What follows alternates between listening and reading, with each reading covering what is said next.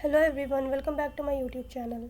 आज इस वीडियो में हम लोग फेबररी के करंट अफेयर्स डिस्कस करने वाले हैं। फेबररी 2023 के करंट अफेयर्स जो है बहुत इंपॉर्टेंट हो जाते हैं किसी भी एग्ज़ाम को अगर आप देने जा रहे हैं, चाहे कोई एंट्रेंस एग्ज़ाम हो, चाहे कॉम्पिटिटिव एग्ज़ाम हो, कोई भी गवर्नमेंट एग्ज़ाम हो। तो करंट अफेयर्स का वेटेज जो है बहुत ज़्यादा होता है आजकल किसी भी एग्ज़ाम के लिए। तो करंट अफेयर्स बहुत इंपॉर्टेंट हो जाते हैं। और जो जैसे अब मई में एग्ज़ाम है, जैसे जामिया का अगर हम देखें तो जनवरी से लेके अप्रैल के बीच में बहुत ज़्यादा करंट अफेयर्स पूछे जाते हैं। सो यहाँ जो हम फरवरी के डिस्कस कर रहे हैं 2023 के करंट अफेयर्स। जनवरी के ऑलरेडी करंट अफेयर्स मैंने अपलोड कर दिए, आप लोग जाके चैनल पे देख सकते हैं। सो यहाँ पे वीडियो को स्टार्ट करते हैं। फर्स्ट क्वेश्चन जो है हमारा, which city is the host of the 15th BRICS summit 2023। So BRICS जो है इंपॉर्टेंट है बहुत, क्योंकि न्यूज़ में आजकल बहुत ज़्यादा रहा है ब्रिक्स। और यहाँ पूछ रहे हैं कि 15th ब्रिक्स समिट जो है अब 2023 में कौन सा समिट हुआ है ब्रिक्स का। सो ब्रिक्स का जो है 15th समिट हुआ है 2023 में, और ये कहाँ हुआ है, ये हुआ है दरबन में। सो बी जो है राइट आंसर होगा, Durban. The 15th BRICS summit will take place this year in late August in South Africa Durban. So Durban का है बेसिकली साउथ अफ्रीका में है, और कब होगा, अगस्त में होगा ये समिट इस साल 2023 में, अगस्त 2023 में साउथ अफ्रीका में 15th समिट होगा ब्रिक्स का। Then the announcement was made by Russian foreign minister Sergey in Eritrea. So ये अनाउंसमेंट जो क्या है ये इंपॉर्टेंट नहीं है आपके लिए, बट रशिया बहुत न्यूज़ में रहा है, तो फॉरेन मिनिस्टर का नाम आप याद कर लीजिएगा, फॉरेन मिनिस्टर सर्जी। सो सर्जी नाम है इनका, फॉरेन मिनिस्टर का रशिया के पूछ सकते हैं क्योंकि बहुत ज़्यादा न्यूज़ में है रशिया और यूक्रेन। सो इससे रिलेटेड आपको एक तो रशिया की जो नेबर कंट्रीज़ हैं वो भी पढ़ लीजिएगा, यूक्रेन की नेबर कंट्रीज़ पढ़ लीजिएगा, और ये इंपॉर्टेंट है फॉरेन मिनिस्टर। और आपको पता होगा प्रेसिडेंट जो है वहाँ के। तो ये कुछ इंपॉर्टेंट फैक्ट्स रशिया और यूक्रेन के बारे में ज़रूर पढ़ कर जाइएगा। Then in 2013 the 5th annual BRICS summit was held in Durban South Africa. और कितनी बार ये भी पूछ लेते हैं, जैसे अब साउथ अफ्रीका में हो रहा है 2023 समिट ब्रिक्स का, तो कितनी बार ये भी पूछ लेते हैं कि कौन से ईयर में इससे पहले हुआ था साउथ अफ्रीका में। सो पहले कब हुआ था, 2013 में हुआ था, और ये कौन सा था, ये 5th समिट था। और ये साउथ अफ्रीका में हुआ था, दरबन में ही हुआ था। BRICS was formed in 2006। अब ब्रिक्स न्यूज़ में रहा है तो इससे रिलेटेड काफ़ी सारे क्वेश्चंस बन सकते हैं एग्जाम में, और पूछा भी जाता है कितनी बार कि एक ब्रिक्स कब फॉर्म हुआ था। सो 2006 में जो है फॉर्म्ड हुआ था। In April 2011 for the first time South Africa participated in 3rd BRICS summit. तो अब ये वाला समिट जो है 2023 का, ये साउथ अफ्रीका में हो रहा है। तो साउथ अफ्रीका से रिलेटेड क्वेश्चन भी बन जाएंगे, जैसे यहाँ पे बताया, ये इंपॉर्टेंट पॉइंट है कि साउथ अफ्रीका ने पहली बार जो है पार्टिसिपेट कब किया था ब्रिक्स समिट में। 3rd ब्रिक्स समिट जब हुई थी तब साउथ अफ्रीका ने पार्टिसिपेट किया था पहली बार, फॉर द फर्स्ट टाइम। सो ये कुछ इंपॉर्टेंट फैक्ट्स जो हैं यहाँ पे आपको पता होने चाहिए। एक तो ये आपको पहले पता होना चाहिए कि 2023 की जो ब्रिक्स समिट है वो 15th ब्रिक्स समिट है, और ये कहाँ हो रही है, साउथ अफ्रीका में हो रही है। देन एंड इससे पहले जब साउथ अफ्रीका में समिट हुई थी ब्रिक्स समिट, वो कब हुई थी, 2013 में हुई थी। सेकेंड फैक्ट ये इंपॉर्टेंट हो जाता है। देन थर्ड ये हो जाता है इंपॉर्टेंट कि ब्रिक्स जो है कब फॉर्म हुआ था, 2006 में फॉर्म हुआ था। देन 2011 में जो है ये इंपॉर्टेंट हो जाता है कि 2011 में पहली बार साउथ अफ्रीका ने पार्टिसिपेट किया था ब्रिक्स समिट में। सो ये कुछ इंपॉर्टेंट फैक्ट्स हैं, ये आपको पता होना चाहिए ब्रिक्स से रिलेटेड। अच्छा, और ब्रिक्स के जो है मेंबर कंट्रीज़ आपको बहुत अच्छे से पता होने चाहिए। सो मेंबर्स जो हैं ब्रिक्स के वो कौन कौन से। अच्छा, ब्रिक्स जो है नाम से ही आपको याद हो जाना चाहिए इसके मेंबर्स, BRICS। सो बी से जो है बेसिकली ब्राज़ील है, R से रशिया, I से इंडिया, C से चाइना, एंड S से साउथ अफ्रीका। सो ब्रिक्स जो है ये बन के ब्रिक्स जो है ये BRICS, इसी से आपको कंट्रीज़ के नेम जो है अच्छे से लर्न हो जाएगी, क्योंकि 5 कंट्रीज़ हैं, और ये जो इसका नाम है इसी में है ब्राज़ील, B से ब्राज़ील, R से रशिया, I से इंडिया, C से चाइना, एंड S से साउथ अफ्रीका। सो ये जो है बहुत बार पूछा गया है ब्रिक्स मेंबर्स के बारे में, तो ये आपको पता होना चाहिए।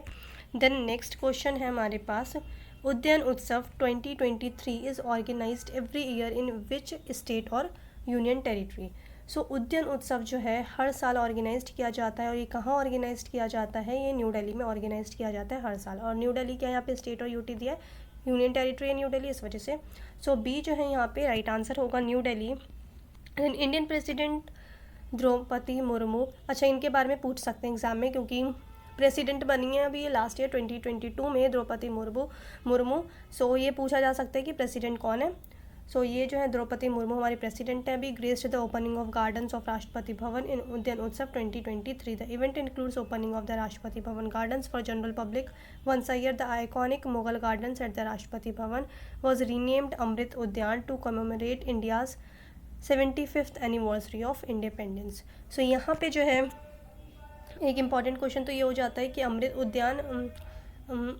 उद्यान उत्सव 2023 ये कहाँ सेलिब्रेट किया जाता है, ऑर्गेनाइज किया जाता है हर साल न्यू दिल्ली में. और सेकंड जो इम्पॉर्टेंट क्वेश्चन है वो ये बन जाता है कि मुग़ल गार्डन का नाम चेंज करके क्या कर दिया गया है, अमृत उद्यान.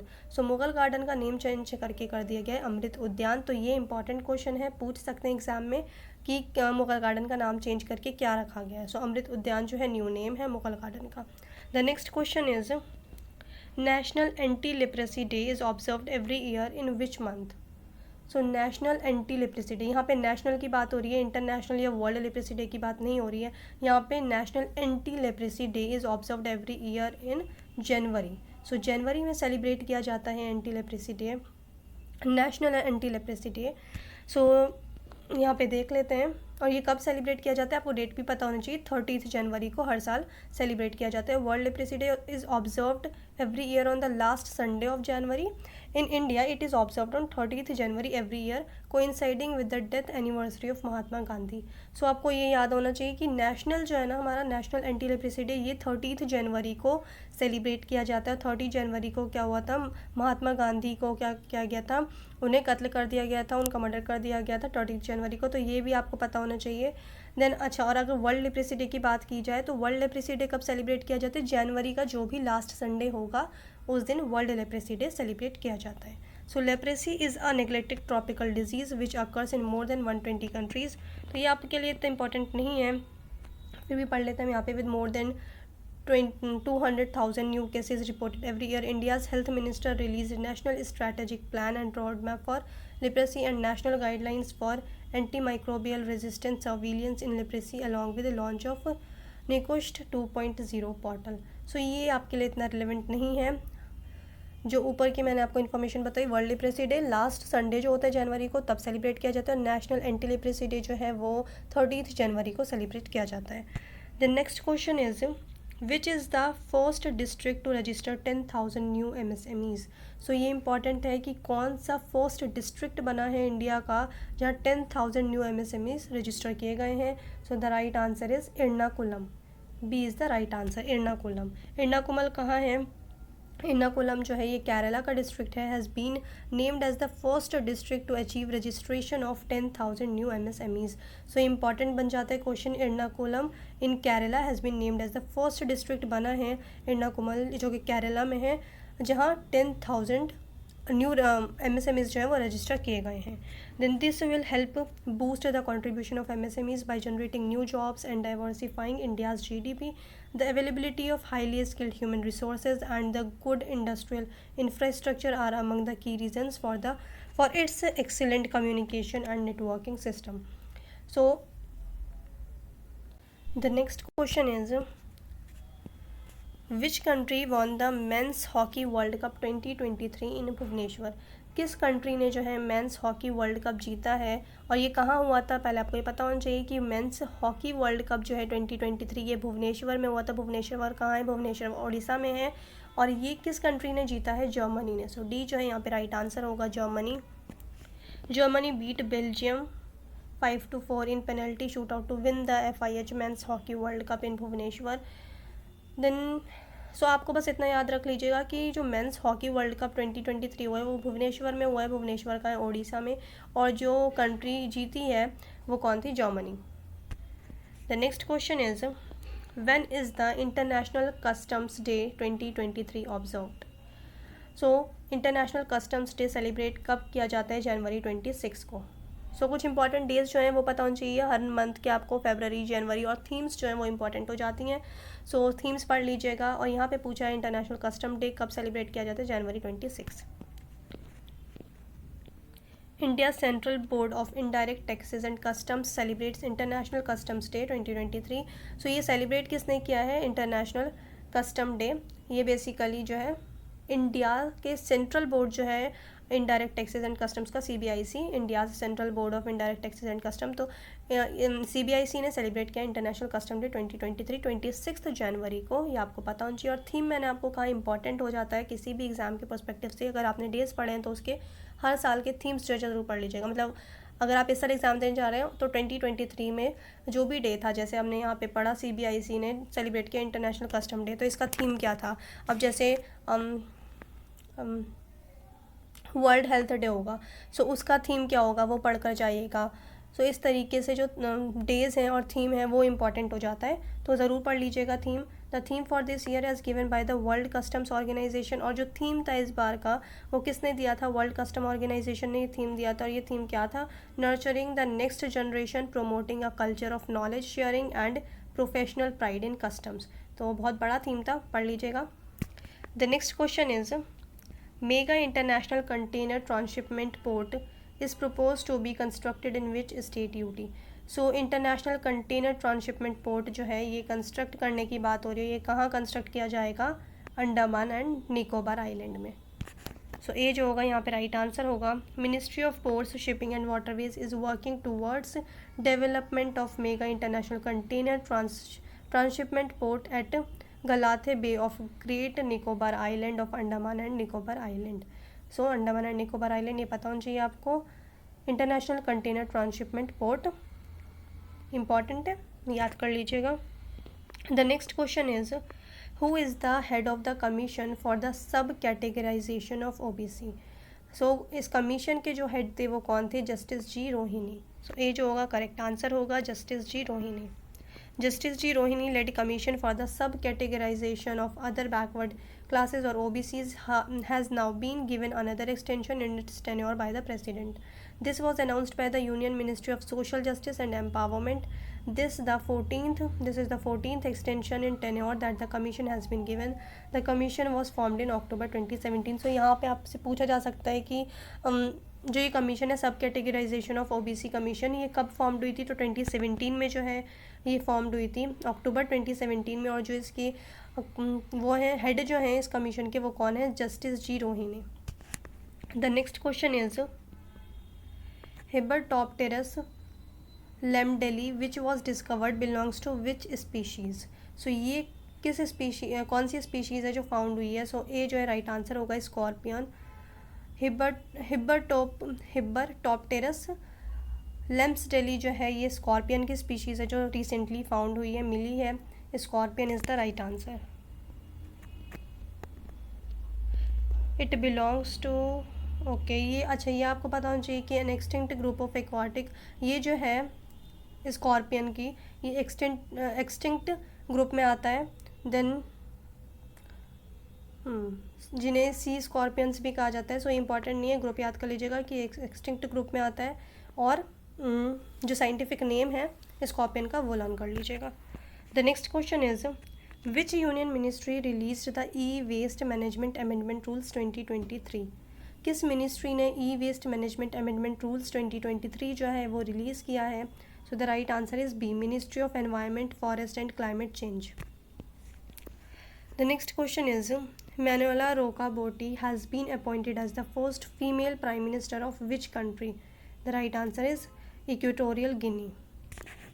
The next question is यहाँ पे देख लीजिए, Equatorial Guinea has appointed Roca-Botti as Prime Minister. She became the first woman in the country to hold the position.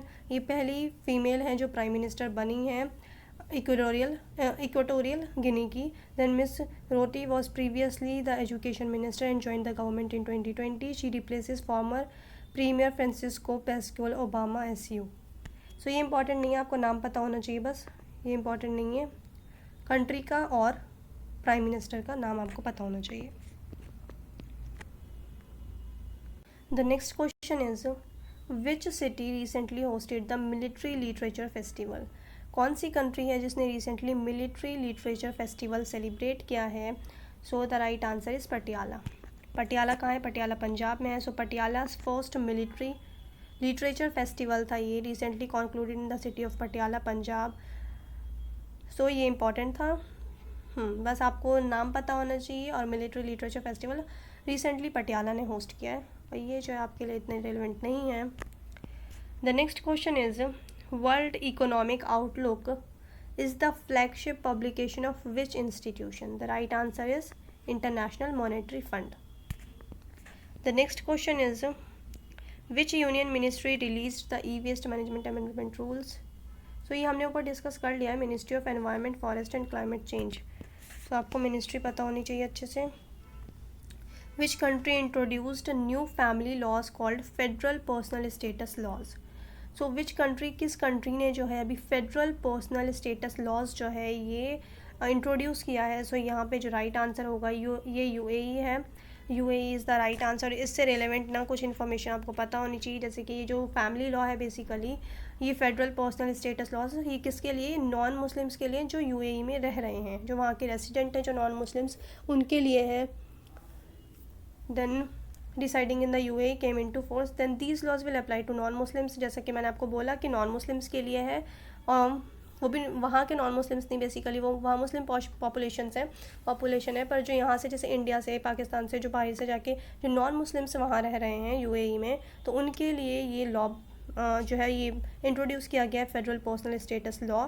सो ये लॉ बेसिकली किस लिए है, various aspects of family law like marriage, divorce, child custody, inheritance, wills and paternity.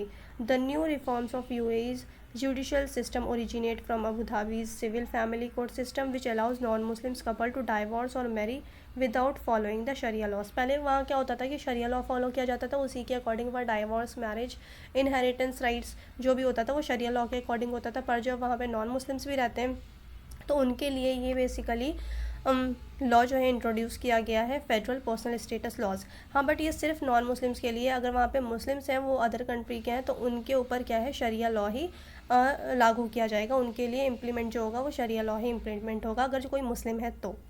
The next question is which city launch digital India van as a part of the meeting of G20 digital economy working group.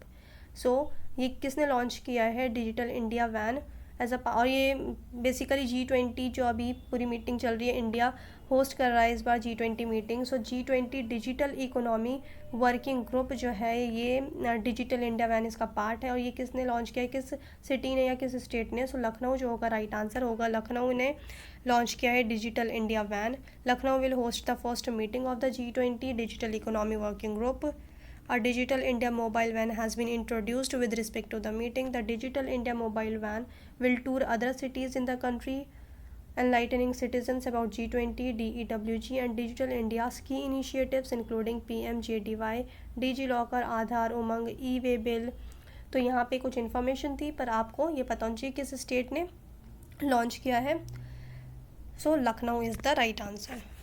The next question is which state budget announced a roadmap for setting up green hydrogen hubs with outlay of ₹200 crore. सो आपको ये पता होना चाहिए, बस इसका नाम याद रख लीजिएगा कि ग्रीन हाइड्रोजन हब्स जो है ये किस स्टेट ने अपने बजट में अनाउंस किया है कि वो ग्रीन हाइड्रोजन की तरफ काम करेगा. सो केरला जो है राइट आंसर होगा यहाँ पे. The next question is when is the international day of human fraternity observed. International day of human fraternity ये कब सेलिब्रेट किया जाता है, February 4. सो बी जो यहाँ पे राइट आंसर होगा February 4. The next question is which neighbouring country of India partnered with Russia for developing nuclear power. So अभी जो है रशिया और म्यांमार ने फरवरी में क्या किया है, एक MOU साइन किया है बेसिकली न्यूक्लियर पावर प्लांट्स के लिए. सो म्यांमार एंड रशिया ने. The next question is Gaziantep Castle, which was seen in the news, is a historical site located in which country? The right answer is Turkey. Gaziantep Castle Turkey में है. और ये क्यों news में रहा है, क्योंकि यहाँ अर्थक्वेक आया था टर्की में, जब बहुत ज़्यादा अर्थक्वेक आया था सीरियन टर्की में. सो ये बेसिकली इसी जगह पे आया था, गेजियनटेप कैसल. ये एक हिस्टोरिक साइट है, तो ये आपको पता होना चाहिए, इसका नाम पूछ सकते हैं एग्जाम में. The next question is Tanimbar Corella, which was seen in the news, are cockatoos found exclusively in which country? The right answer is Indonesia. सो ये जो है आपको नाम याद होना चाहिए, तनिम्बर कोरेला. ये क्या है, बेसिकली ये कोकैटूज़ हैं जो कि अभी रिसेंटली इंडोनेशिया में फाउंड किए गए हैं. सो कुछ स्पीशीज़ जो हैं जो न्यू स्पीशीज़ फाउंड की जा रही हैं तो उनका जो साइंटिफिक नेम है वो इम्पॉर्टेंट हो जाता है और वो किस स्पीशीज़ से बिलोंग करते हैं वो इम्पॉर्टेंट हो जाता है, और कंट्री जो है वो इम्पॉर्टेंट हो जाती है। तो ये पढ़कर जाइएगा, बहुत बार एग्जाम में पूछा जाता है। The next question is Hericium erinaceus which was seen in the news belongs to which species. So ये भी साइंटिफिक नेम है, ये अभी न्यूज़ में रहा है हेरिशियम इरेनेकियस। ये क्या है बेसिकली, ये मशरूम है। सो ए जो होगा यहाँ पे राइट आंसर होगा मशरूम, जिसे लायंस मेन मशरूम भी कहा जाता है। इसका दूसरा नाम भी आपको पता होना चाहिए, Lions main mushroom is an, ये क्या होता है, ये एक एडिबल मशरूम होता है और जो कि north America, Europe and Asia में बेसिकली पाया जाता है। The next question is what is the theme of the financial literacy week 2023। Financial literacy week 2023 का थीम क्या था। सो थीम मैंने आपको पहले भी बोला कि इंपॉर्टेंट हो जाते हैं डेज एंड थीम।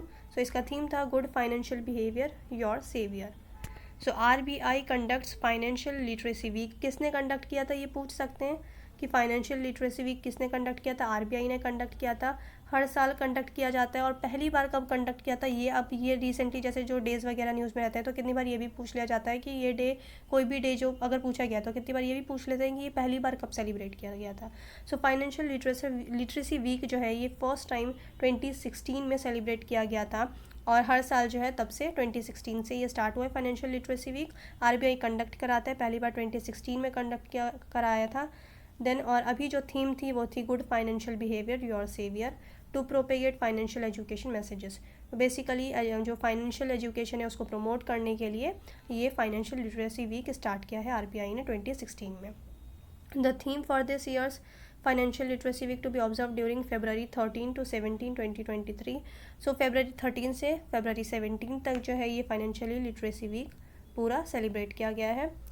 और इसका मैंने आपको बता दिया जो important theme good financial behaviour your saviour with emphasis on saving, planning and budgeting and prudent use of digital financial services.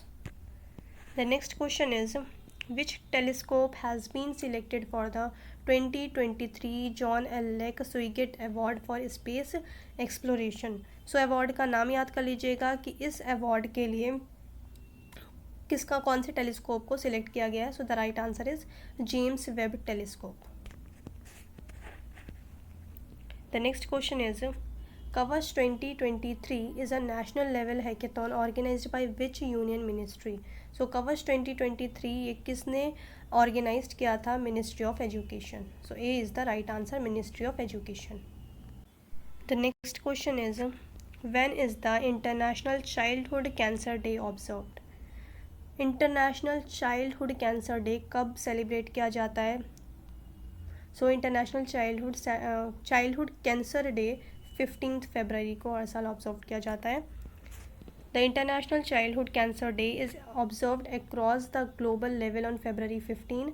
This day commemorate the establishment of childhood cancer international. So ये basically एक federation है childhood cancer international, तो ये establish हुई थी 15 फरवरी को, इसलिए हर साल जो है इंटरनेशनल चाइल्डहुड कैंसर डे जो है ऑब्जर्व किया जाता है, सेलिब्रेट किया जाता है 15 फरवरी को, which is a federation of child cancer support groups from across the world. ये मैंने बताया आपको कि ये चाइल्ड कैंसर ग्रुप है, फेडरेशन है एक। This international federation was founded in the year 1994। अब ये इंपॉर्टेंट हो जाता है, ये पूछ सकते हैं कि चाइल्डहुड कैंसर इंटरनेशनल जो फेडरेशन है ये कब फाउंड हुई थी, तो 1994 में फाउंड हुई थी 15 फरवरी को। तो ऑब्जेक्टिव, और जो ऑब्जेक्टिव है इसका इंटरनेशनल चाइल्डहुड कैंसर डे का बेसिकली वो क्या है कि लोगों के बीच में अवेयरनेस फैलाना about children with cancer. It also seeks to provide assistance for them, better survival is the slogan for this year 3-year initiative of international childhood cancer day campaign.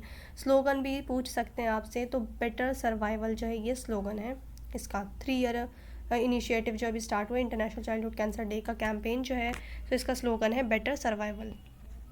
The next question is which state और UT recently launch the Shram Shakti scheme. सो श्रम Shakti scheme जो है ये start किया है किसने, कर्नाटका ने। B is the right answer. The Shram Shakti scheme was launch recently by the Karnataka government. Under this scheme, the state government will provide a financial aid of ₹500 per head every month to landless women farm laborers. So basically women empowerment के लिए ये scheme start की है Karnataka government ने, श्रम Shakti scheme, जिसमें हर महीने जो है ₹500 लैंडलेस लेबर जो है, लैंडलेस फार्म लेबर्स जो है विमेन, उनको दिया जाएगा। It will be implemented through the direct benefit transfer, free bus passes for working women, school and college going girls student, मतलब फ्री बस पासिस जो हैं वो प्रोवाइड किया जाएगा, 500 रुपीज़ हर महीने दिए जाएंगे। तो ये कुछ स्कीम्स जो हैं, श्रम शक्ति स्कीम, ये विमेन एम्पावरमेंट के लिए बेसिकली स्टार्ट किया किसने, कर्नाटका ने। The next question is which state government will build the country's first marina or boat basin offering dockage? The right answer is Karnataka. The next question is India has dash among 55 leading global economies on the international IP index released by the US Chambers of Commerce. So basically पूछे India की कितनी rank आई है international IP index में, और international IP index किसने release किया है, US chambers of commerce ने, और इंडिया की रैंक है 42nd। सो आपको इंडिया की रैंक पता होनी चाहिए। India has ranked 42nd among 55 leading global economies on the international IP index released by the US Chambers of Commerce. The next question is exercise Desert Flag 8 held in which of the following country? So exercise Desert Flag 8 जो है ये किस country में basically हुआ है, ये UAE में हुआ ये एक्सरसाइज डेजर्ट फ्लैग 8, इसका नाम आपको बहुत अच्छे से पता होना चाहिए। For the first time India's indigenously made light combat aircraft Tejas will be participating in an international multilateral air exercise. So ये बेसिकली जो थी एक्सरसाइज डेजर्ट फ्लैग 8, ये एक एयर एक्सरसाइज थी, मल्टीलेटरल एयर एक्सरसाइज, और इसमें जो है तेजस जो इंडिया का indigenously made light combat aircraft है तेजस, पहली बार तेजस ने पार्टिसिपेट किया, बेसिकली ये एयरक्राफ्ट है। इसमें एक्सरसाइज डेजर्ट फ्लैग 8 में और UAE में हुआ इस साल, reflecting India's increasing efforts at showcasing the jet at the world stage. The next question is who received the doctor APJ Abdul Kalam life time achievement award? So ये award जो है, ये अवार्ड का नाम है doctor APJ Abdul Kalam life time achievement award. ये किसे मिला इस बार? TK रंगाराजन को। सो नाम आपको पता होना चाहिए, TK रंगाराजन। जो अवार्ड्स न्यूज़ में रहते हैं रिसेंटली वो पूछ लिए जाते हैं बहुत बार। The next question is which high court in India becomes the first to publish a judgement in a regional language? कौन से स्टेट का हाई कोर्ट है, कौन सा हाई कोर्ट है जिसने जो अपनी जजमेंट है वो पब्लिश की है किसमें, रीजनल लैंग्वेज में? वरना कोर्ट में जो बेसिकली यूज़ की जाती है लैंग्वेज वो इंग्लिश यूज़ की जाती है या फिर हिंदी यूज़ की जाती है। सो हाई कोर्ट जो है, फर्स्ट हाई कोर्ट बना है कौन सा जिसने रीजनल लैंग्वेज में अपनी जजमेंट जो है वो पब्लिश की है? So Kerala high court is the right answer. Kerala high court जो है, केरला हाई कोर्ट जो है पहला हाई कोर्ट बना इंडिया का जिसने रीजनल लैंग्वेज में अपनी जजमेंट जो है वो पब्लिश की है। So Kerala high court in India becomes the first to publish a judgement in a regional language. The Kerala high court publish 2 of its most recent decisions in Malayalam. So Malayalam language में publish की है judgement Kerala high court ने, और ये India का first state बना है, first high court बना है जिसने रीजनल लैंग्वेज में जजमेंट अपनी पब्लिश की है। The next question is Indian chess player became the 80th grand master of India. So कौन से जो ग्रैंड मास्टर बने हैं अभी? विघ्नेश NR। विघ्नेश NR जो है 80th ग्रैंड मास्टर बने हैं, चेस प्लेयर हैं ये विघ्नेश NR। कितनी बार ये पूछ लेते हैं नाम देके कि विघ्नेश NR और ये किस स्पोर्ट्स से जो है वो एसोशिएट करते हैं। सो इस तरीके से भी क्वेश्चन बन जाता है, कितनी बार डायरेक्ट नाम पूछ लेते हैं कि 80th ग्रैंड मास्टर जो बने चेस के वो कौन बने हैं। सो विघ्नेश NR, आपको नाम अच्छे से पता होना चाहिए, 80th ग्रैंड मास्टर बने। The next question is when is the world day of social justice is observed annually? So world day of social justice ये कब सेलिब्रेट किया जाता है? 20 फरवरी को। सो ये जो होगा यहाँ पे राइट आंसर होगा world day of social justice 20 February. The next question is who was appointed as India's permanent representative or to the UN and has been chosen to serve as the Commission's chair during the 62nd session? So the right answer is Ruchira Kamboj. Ruchira Kamboj जो है वो India की permanent representative बनी है अभी 62nd session के लिए। The next question is the 4th joint training exercise Dustlick 2023 will be held in Pithoragarh Uttarakhand between India and. So basically Dustlik जो एक्सरसाइज है ये एक तो ये इंपॉर्टेंट हो जाता है कि कितनी बार ये पूछ लेते हैं कि ये कहाँ बेसिकली हुई है एक्सरसाइज जॉइंट ट्रेनिंग एक्सरसाइज, ये 4th जॉइंट ट्रेनिंग एक्सरसाइज थी डस्ट लीग की 2023 की जो है। तो बेसिकली कितनी बार ये पूछ लेते हैं कि कहाँ हुई है, तो उत्तराखंड में हुई है। उत्तराखंड में किस जगह? पित्तौड़गढ़। और आपको कंट्रीज़ पता होने चाहिए, इंडिया और किसके बीच में हुई है ये? So India and Uzbekistan. तो उज़्बेकिस्तान जो यहाँ पे राइट आंसर होगा, उज़्बेकिस्तान एंड इंडिया के बीच में ये एक्सरसाइज हुई है। कहाँ हुई है? उत्तराखंड में, Pithoragarh. The next question is which European country became the first to pass a law providing a menstrual leave. So कौन सी फर्स्ट, यूरोप में फर्स्ट कौन सी कंट्री है जिसने मेंस्ट्रुअल लीव जो है पूरा लीगली प्रोवाइड किया है? मेंस्ट्रुअल लॉ, बाकायदा पूरा लॉ बनाया है, लॉ पास हुआ है इसके लिए। सो ये पहली कंट्री कौन बनी है? स्पेन। बी जो होगा यहाँ पे राइट आंसर होगा। Spain is the first European country to pass a law providing menstrual leave. The next question is the central water commission has entered into a memorandum of agreement with dash for the development of the international center of excellence of dams. So IIT Roorkee. B is the right answer. The next question is PM Narendra Modi celebrated the 200th birth anniversary of dash who founded the Arya Samaj in 1875. So अभी 200th birth anniversary थी किसकी? दयानंद सरस्वती जी की। सो दयानंद सरस्वती की 200th birth anniversary थी और इन्होंने, अब इनकी 200th बर्थ एनिवर्सरी थी, तो इनसे रिलेटेड क्वेश्चंस एग्जाम में बन सकते हैं, जैसे कि आर्य समाज के फाउंडर कौन थे। सो कितनी बार ये पूछ सकते हैं कि आर्य समाज के फाउंडर कौन थे? सो आर्य समाज के फाउंडर कौन थे? दयानंद सरस्वती। या फिर ये पूछ सकते हैं आर्य समाज कब फाउंड की गई थी? सो 1875 में फाउंड की गई थी। सो ये कुछ इंपॉर्टेंट फैक्ट्स जो है आपको पता होने चाहिए। Who founded the Arya Samaj? 1875। सो ये चीज़ें मैंने ऊपर डिस्कस कर लिया आपके साथ। The next question is where were lithium reserves found for the first time in India. So अभी लिथियम जो है बहुत न्यूज़ में रहा है, क्योंकि लिथियम रिजर्व जो है वो इंडिया में फाउंड हुआ है। और कहाँ पे हुआ है ये? जम्मू कश्मीर में। सो डी जो होगा यहाँ पे राइट आंसर होगा। जम्मू कश्मीर में लिथियम रिजर्व अभी फाउंड हुआ है इंडिया में। So D is the right answer. The next question is who authored the novel Victory City, an epic tale of a 14th century woman who defies a patriarchal world to rule a city. So basically ये novel लिखी है किसने? Victory city. और ये 14th century के ऊपर एक पूरी नॉवेल लिखी गई है। सो विक्ट्री सिटी ये लिखी है रिसेंटली किसने? सलमान रुश्दी ने। सो यहाँ पे Salman Rushdie is the right answer.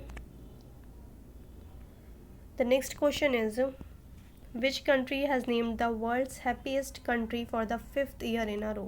So world's happiest country जो है कौन सी है world happiest country? Finland is the right answer. और ये लगातार जो है 5th टाइम जो है वर्ल्ड्स हैप्पीएस्ट कंट्री में इनका ये टॉप किया है फिनलैंड ने। और इंडिया की जो रैंक है वो कितनी है? इंडिया की रैंक है 136th। So Finland was named the world's happiest country for the 5th year in a row according to the World Happiness Report. World Happiness Report जो रिलीज़ हुई है उसमें फिनलैंड ने टॉप किया है। और ये लगातार 5th टाइम जो है फिनलैंड ने टॉप किया है। और इंडिया की इस बार कितनी रैंक है? 136th रैंक है। वर्ल्ड हैप्पीनेस रिपोर्ट 2022 की जो रिपोर्ट आई है, सो इंडिया की उसमें रैंक है 136। सो इंडिया की रैंक आपके लिए इंपॉर्टेंट है। और टॉप किसने किया है वो भी इंपॉर्टेंट है। फिनलैंड ने टॉप किया, इंडिया की रैंक है 136। The next question is what is the theme of International Day of Zero Tolerance for Female Genital Mutilation 2023? सो ये थीम जो है international day of zero tolerance for female genital mutilation 2023 का, एक तो day का नाम भी इतना बड़ा है, यहाँ पे पूछा गया इसका थीम जो है वो क्या था इस बार। सो थीम क्या था? Partnership with man and boys to transform social and gender norms to end FGM। So D जो होगा यहाँ पे राइट आंसर होगा। So basically this year the UNFPA and UNICEF joint program on the elimination of female genital mutilation delivering the global promise launched the 2023 theme. So यहाँ पे जो ये theme जो है ये थीम बताई गई है। और कितनी बार आपसे पूछ लेते हैं कि किसका जॉइंट प्रोग्राम है, तो UNFPA and UNICEF. The next question is which ministry inaugurated G20 cyber security exercise and drill? सो किस मिनिस्ट्री ने G20 साइबर सिक्योरिटी एक्सरसाइज ये इनाग्रेट किया है? सो ministry of electronics and information technology. D is the right answer. The next question is which will be the theme country at the 2025 Madrid international book fair. 2025 में जो Madrid international book fair होगा तो वहाँ पे जो है theme country कौन सी होगी? सो थीम कंट्री जो होगी इंडिया होगी 2025 में। 2025 मैड्रिड इंटरनेशनल बुक फेयर में इंडिया जो है वो थीम कंट्री होगी। सो इसको आपको पता होना चाहिए यहाँ पे, और ईयर पता होना चाहिए, 2025 की बात हो रही है यहाँ पे। So India is the right answer. The next question is world wetland day is celebrated annually on. World wetland day कब सेलिब्रेट किया जाता है? वर्ल्ड वेटलैंड डे सेलिब्रेट किया जाता है 2 फरवरी को। और जो थीम है वो क्या है? The theme for this year's world wetlands day is it's time for wetlands restoration. The theme highlights the urgency to prioritise wetland restoration. तो थीम आपको पता होना चाहिए, टाइम फॉर वेटलैंड्स रिस्टोरेशन। और कब सेलिब्रेट किया जाता है वर्ल्ड वेटलैंड डे? 2 फरवरी को। The next question is Equatorial Guinea has appointed. So ये क्वेश्चन मैंने आपके साथ अभी भी डिस्कस किया था पहले भी। मैनुएला रोकाबूटी ये जो है फर्स्ट फीमेल प्राइम मिनिस्टर बनी है इक्वेटोरियल गिनी की। The next question is UNESCO has designated Odesa a world heritage in danger site in which of the following country situated. So UNESCO ने जो है अभी डिसाइनेटेड किया है वर्ल्ड हेरिटेज जो डेंजर में है ओडिशा, ये कहाँ पे? बेसिकली रशिया में। सो ODESA। सो ये आपको पता होना चाहिए, ओडिशा यूनेस्को ने डिसाइनेटेड किया है इसे।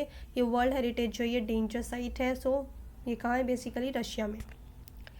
The next question is retired army general Petr Pavel was elected as president of which country. So the right answer is चेक रिपब्लिक। सो कितनी बार जो रिसेंटली वर्ल्ड लेवल पे भी जो चेंज हो रहे होते हैं प्राइम मिनिस्टर प्रेसिडेंट, तो उनका नाम पूछ लिया जाता है एग्जाम में। सो यहाँ पे जो है पेटर पेवेल जो हैं ये चेक रिपब्लिक के प्रेसिडेंट बने हैं अभी, और ये एक रिटायर्ड आर्मी जनरल है। सो इनका नाम आपको पता होना चाहिए कहाँ के बने? चेक रिपब्लिक के। द लास्ट क्वेश्चन, सो ये हमारा लास्ट क्वेश्चन है, which state tableau has won the top prize at the 74th republic day parade. So 74th republic day parade में किस टेबल्यू ने, किस स्टेट के टेबल्यू ने टॉप किया है? So the right answer is Uttarakhand tableau. So C is the right answer, Uttarakhand tableau. Uttarakhand tableau which showcase the state's wild life and religious sites at the 74th republic day parade has won the top prize. State का wild life और religious sites जो है वो basically अपने tableau में show किया था उत्तराखंड ने, और इस बार उत्तराखंड ने टॉप किया है 74th रिपब्लिक डे परेड में। सो ये जो है कुछ इंपॉर्टेंट क्वेश्चंस थे करंट अफेयर्स के, फेबररी करंट अफेयर्स से करंट अफेयर्स के क्वेश्चंस थे फेबररी करंट अफेयर्स के, जो कि आपके लिए बहुत एग्जाम के लिए रिलेवेंट रहेंगे, हेल्पफुल रहेंगे। आई होप ये वीडियो आप लोगों के लिए हेल्पफुल रहे। वीडियो को आप लोगों ने लाइक नहीं किया तो वीडियो को लाइक कर दें, चैनल पर नए हैं तो चैनल को सब्सक्राइब कर दें। अब मिलते हैं नेक्स्ट वीडियो में।